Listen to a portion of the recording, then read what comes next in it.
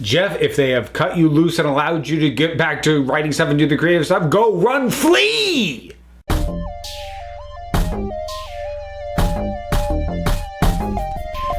So, Geoff Johns is no longer in his position at the executive level of DC Comics and DC Entertainment. This is something I might not have talked about before, but it happened in conjunction with something else, and I'll get to that in a second. Historically, I have basically shaken my fist at Warner Brothers, telling them to either allow Geoff Johns a level of control akin to Kevin Feige, which he didn't seem to have. There's always word of higher executive level meddling in Warner Brothers, always.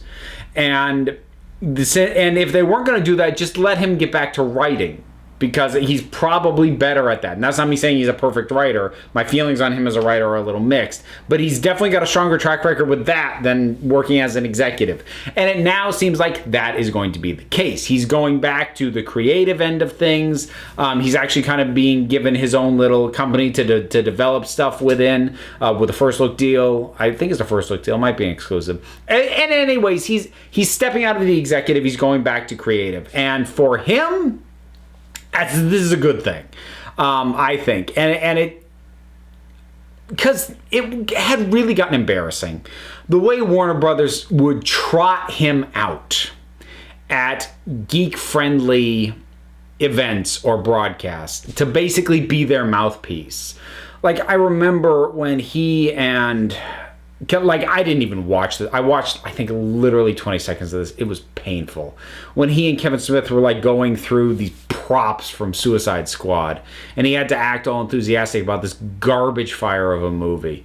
And even before having seen the movie and realizing how bad the movie was, it was just painful. He did not look like he wanted to be there at all. Kevin Smith looked like he was happy to be there, and he seemed really enthusiastic and seemed like he was really trying to keep the spirit up. But Geoff Johns just, he really looked like he did not want to be doing this stuff. So I'm glad he's not going to have to do that anymore.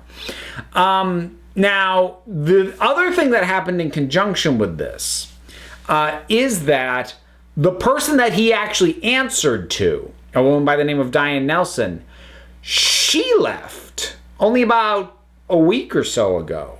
So not only is he out, his boss is out. Now, neither of these are firings. In Diane Nelson's case, she was on leave due to a family situation and just decided she isn't going to come back. And Johns, as I said, it's not like he's kicked out and never come back. He's just being shifted somewhere else with different responsibilities. But this can't help but feel a little bit like a shakeup all the same, especially when you add on to that the fact that they put a whole new guy in charge of the DC films back in January. I did a whole other video on that at the time. So between all these things, it really does feel like they're, if not doing it deliberately, definitely finding opportunities to rejigger the executive structure in regards to DC-related properties, and at pretty much every level, because Johns' responsibilities touched on film, TV, comics, and it was the same with Diane Nelson.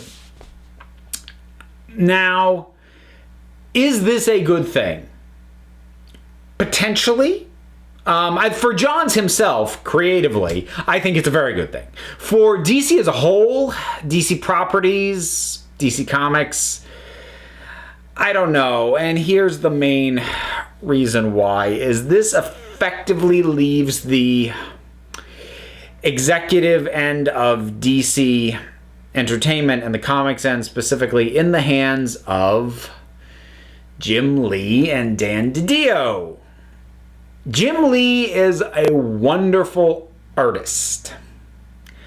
I don't particularly care for a lot of his storytelling instincts when he is allowed to sort of get involved with that more. And honestly, even though I like his art, it was one of the things that was not helped, that it didn't help the launch of the New 52, that one artist got to personally redesign so much of these characters, and suddenly the entire Justice League had high collars. Yeah, I always feel like it was weird that Jim Lee was put in that position in the first place. Again, since the guy's known as an artist, not a writer, I have to wonder, and actually I'm going to say this is a suspicion. I can't back this up. But I have to wonder if they had wanted Jim Lee to start doing a lot of the character redesigns for something like the New 52 relaunch, or just in general.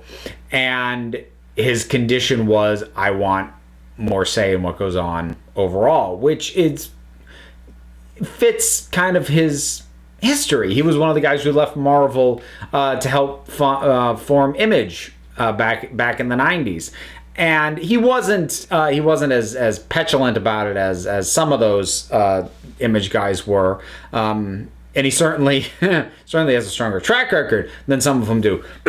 Liefeld. But you know, him again, it's always been weird to me that he's at the executive level. Dan DiDio, I don't know why Dan DiDio is still there. Dan DiDio has 3 fixations that I think have been detriments to DC and their output for the past, I don't know, 20 years or so.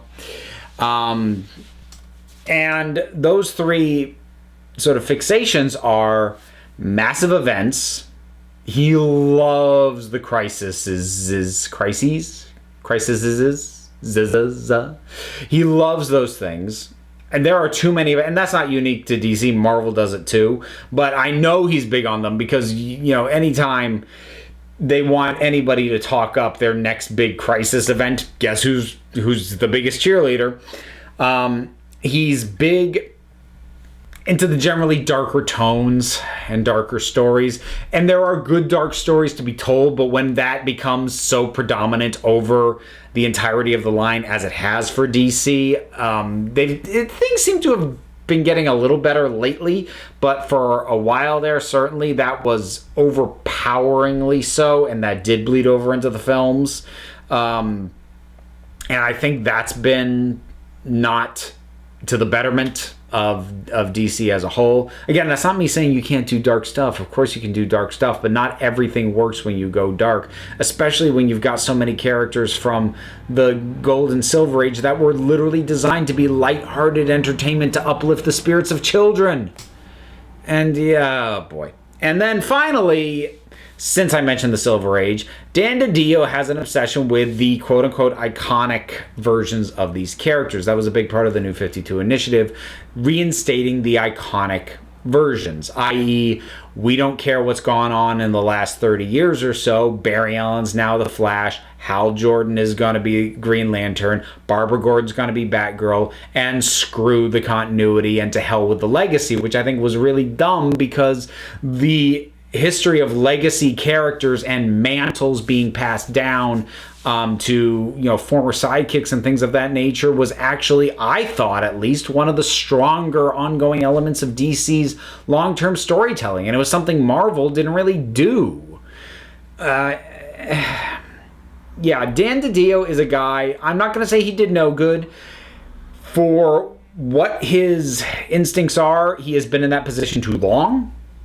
If somebody was going to be shifted out of that executive position to bring in fresh blood, I really wish it had been him. And I don't have a conclusion to this, but I mean, I've been saying for so long, you know, Warner Brothers just let Geoff Johns write comics again, and it looks like they're finally doing that. I needed to talk about that. And then it, you know, spiraled into possible additional implications and sort of trying to take a bird's eye view of the whole thing. It's like any executive shakeup. Could be for the better, could be for the worse. There's a pretty decent chance that most folks at the consumer level won't even notice a difference. In which case, why did I even make this video? I don't know how long this has been going on, but I just wasted however much of my time and yours. So you're welcome. And whatever your thoughts are, drop something down in the comments. Let's talk about it. There's all this stuff to do. Like and subscribe and support me on Patreon. Follow me on Twitter. Links for all that stuff and more is down in the description. So until next time, this council is adjourned.